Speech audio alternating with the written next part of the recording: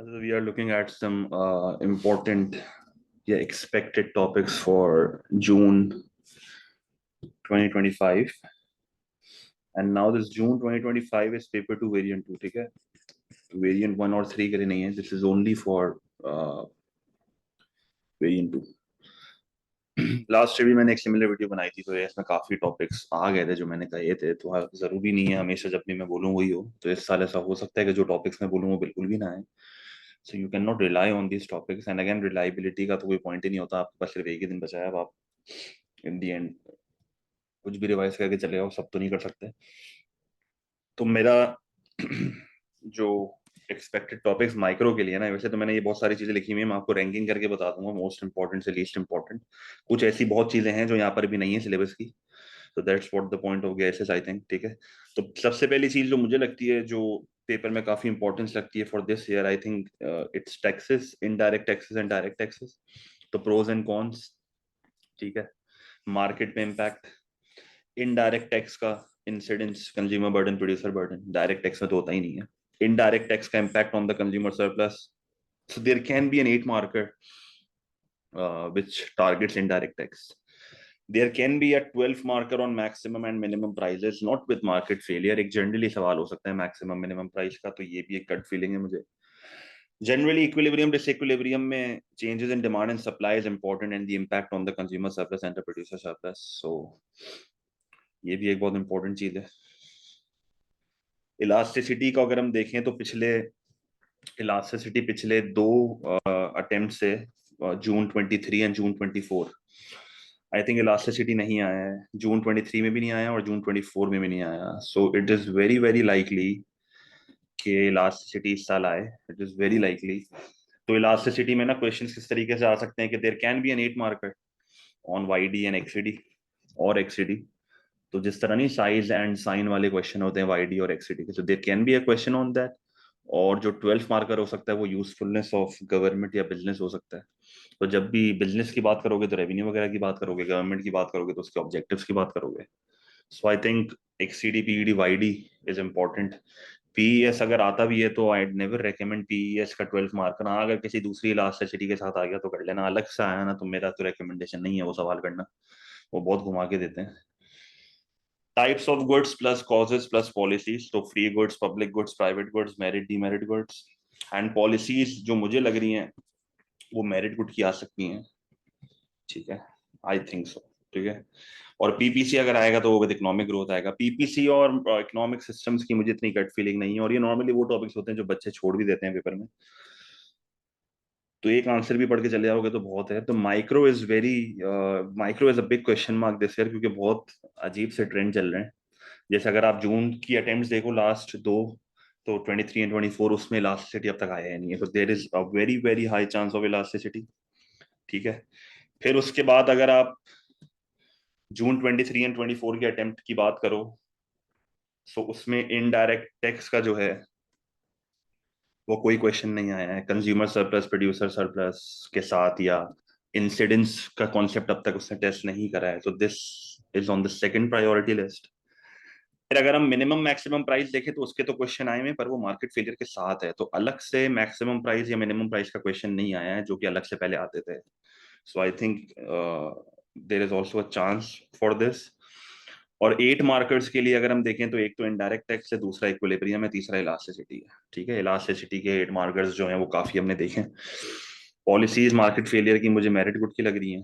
और टाइप्स और कॉजेस में से एक 8 मार्कर आ सकता है. तो माइक्रो बहुत बड़ा क्वेश्चन मार्क है. तो जो मुझे पॉसिबल लगा मैंने बता दिया. So I hope this is clear.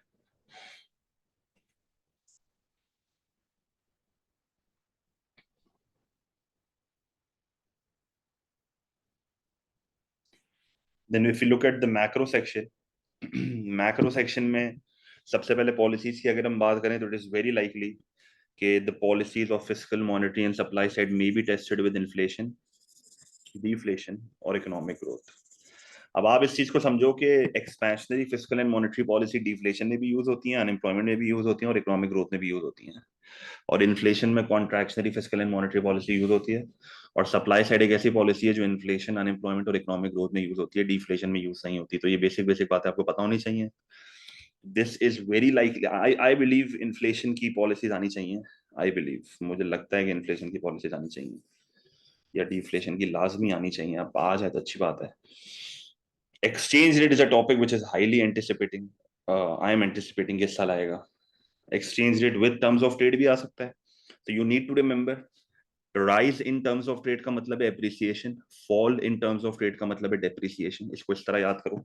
तो 12 मार्क का क्वेश्चन आ सकता है जिसमें वो टर्म्स ऑफ ट्रेड राइज के या एप्रिसिएशन के प्रोज एंड कॉन्स पूछ ले, टर्म्स ऑफ ट्रेड फॉल के या डेप्रिसिएशन के प्रोज एंड कॉन्स पूछ ले। There can be an 8 marker on the floating exchange rate, तो उस पर भी सवाल आते हैं डिटर्मिनेंट्स वगैरह पे। So it is a very likely topic मेरे हिसाब से। अनएम्प्लॉयमेंट की जहां तक बात है तो आई am anticipating the question can be on causes and consequences, again a very easy topic. Causes में वो आपसे वही पूछेगा स्ट्रक्चरल और फ्रिक्शनल और फर्क बता दो और ये सारी चीजें, और कॉन्सिक्वेंसेज में प्रोज एंड कॉन्स की बात कर रहा हूँ। पॉलिसीज में अनएम्प्लॉयमेंट इतना ज्यादा लाइक नहीं लग रहा मुझे।